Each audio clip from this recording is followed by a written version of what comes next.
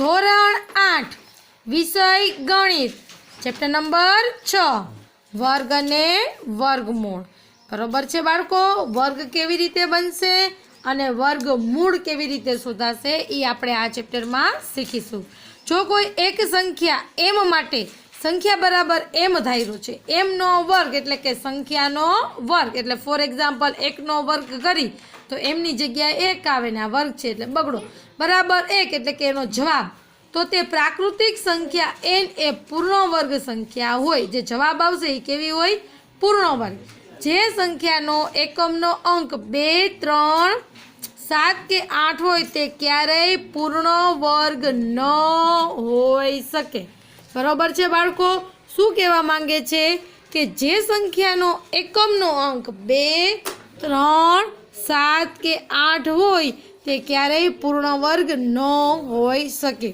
હવે બેકી સંખ્યાનો વર્ગ એ હંમેશા બેકી સંખ્યા જ હોય અને એકી સંખ્યાનો વર્ગ એ હંમેશા એકી સંખ્યા જ હોય।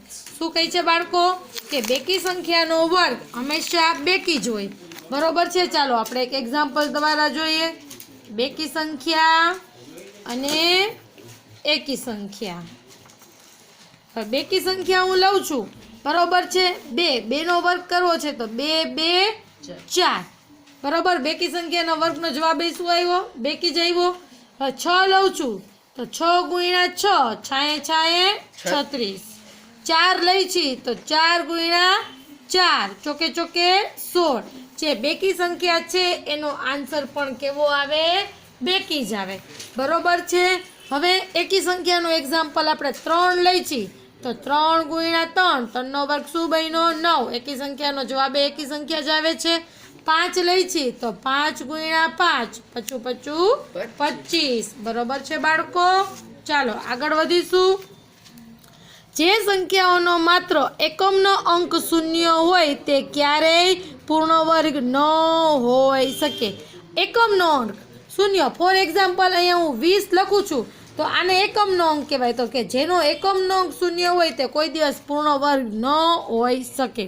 બરાબર। કોઈ પણ પ્રાકૃતિક સંખ્યા n માટે n ગ્રેટર ધેન 1 પાયથાગોરસની ત્રિપુટી સંખ્યાઓ શોધવા માટેનું સૂત્ર 2n કૌંસમાં n ની 2 ઘાત બરાબર 1 અને n ની 2 ઘાત વત્તા 1 છે। કોઈ પણ સંખ્યાનું વર્ગમૂળ શોધવું એ સંખ્યાનો વર્ગ કરવાની પ્રક્રિયા કરતાં ઉલટી પ્રક્રિયા છે। કેવી પ્રક્રિયા છે બાળકો? ઉલટી પ્રક્રિયા છે। બરોબર છે। હવે n બેકી સંખ્યા હોય તો તેના વર્ગમૂળના અંકોની સંખ્યા એટલે કે n/2 અને n બેકી સંખ્યા હોય તો તેના વર્ગમૂળના અંકોની સંખ્યા n+1/2। હમણાં આપણે દાખલા ગણીશું એટલે ખબર પડશે।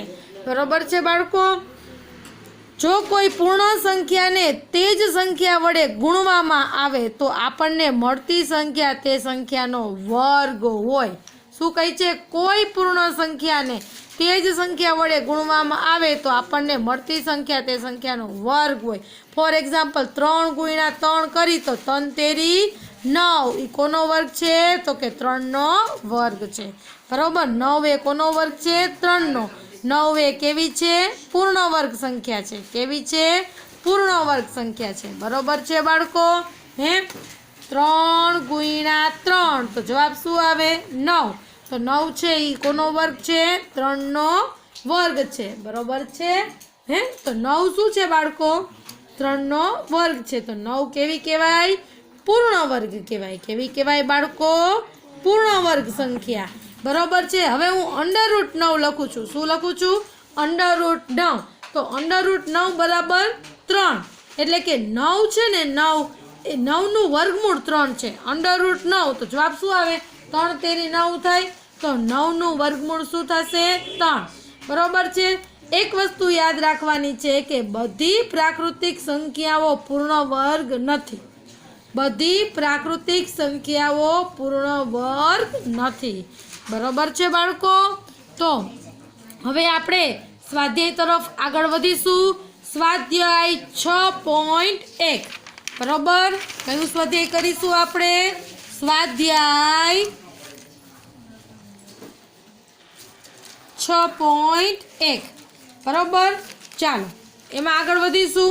કે નીચેની સંખ્યાઓના વર્ગ કરવાથી મળતી સંખ્યાનો એકમનો અંક લખો.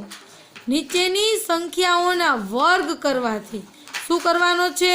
વર્ગ કરવાનો છે. તો એ સંખ્યાનો એકમનો અંક લખવાનો છે. બરોબર છે બાળકો? તો નીચેની સંખ્યાઓનો વર્ગ કરવાનો છે અને એનો એકમનો અંક લખવાનો છે. તો 81 છે 81, તો 81નો વર્ગ કરીએ. 81 ગુણ્યા 81 શું કરવાનું? વર્ગ કરવા માટે એની સંખ્યાને ગુણવી પડે. તો 81 ગુણ્યા આપણે 81 કરીએ છીએ. 81 ગુણ્યા 81 બે સંખ્યા છે એટલે હું 0 લખું છું. 8 એકા 8, 8 64, 1 એકુ 1, 1 અઠ્ઠું 8, 1 ના 1, 8 ને 8 16નો છગડો વધી 1, 4 ને 1 5 અને 6 ના 6. તો એકમનો અંક શું આવ્યો બાળકો? 1 1. બરોબર છે? તો તમને હું એક શોર્ટકટ આપીશ કે જેના દ્વારા આપણે આવો ગુણાકાર કર્યા વગર પણ એકમનો અંક દર્શાવી શકીશું. બરોબર છે બાળકો? એ આગળના વિડીયોમાં દર્શાવું છું હું તમને. આપણી શાળાની ચેનલને લાઈક, શેર અને સબસ્ક્રાઈબ કરવાનું ભૂલશો નહીં.